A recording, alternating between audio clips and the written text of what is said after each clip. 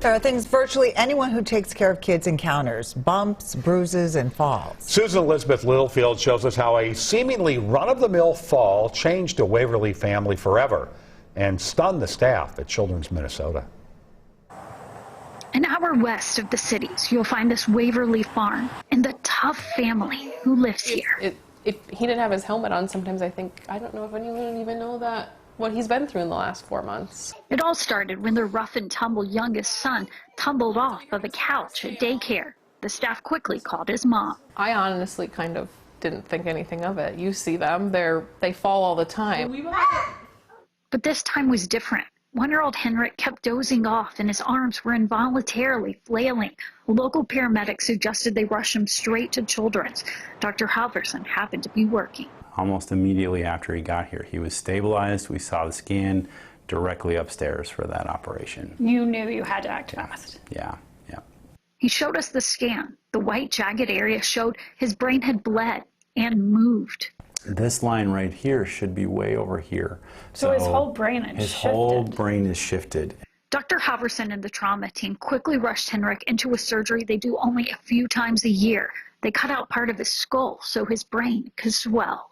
It's one of those things, seeing the imaging and hearing the story, it's wow, this is crazy. This is a 1 in a million chance that a child would fall backwards like that, hit his head, and have this kind of a profound injury. A life-saving surgery and a life-altering moment. Doctors told Henrik's parents he may never walk, speak, or eat on his own. I don't think yet we even could process it or truly gauge how serious it was. For 15 days probably, he didn't move the left side of his body. Do you remember the first moment when there was like hope? Well, at one point I had a dream that he was good.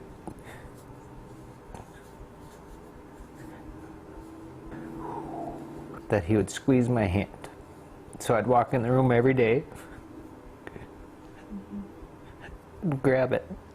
And then one day, it happened.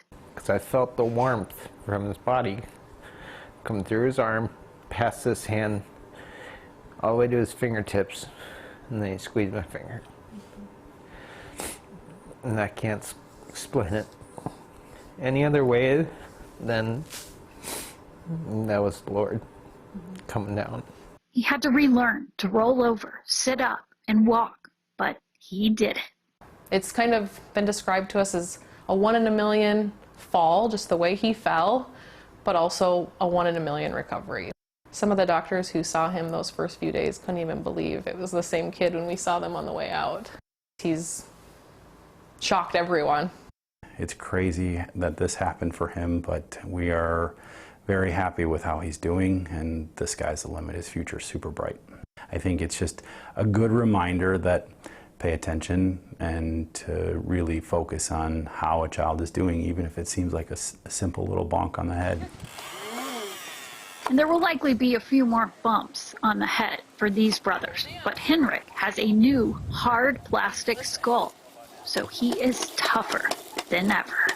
Even on those hard days when it's chaos and he's all over the place and it's like exhausting, I'm like, this is exactly what we prayed for in those days.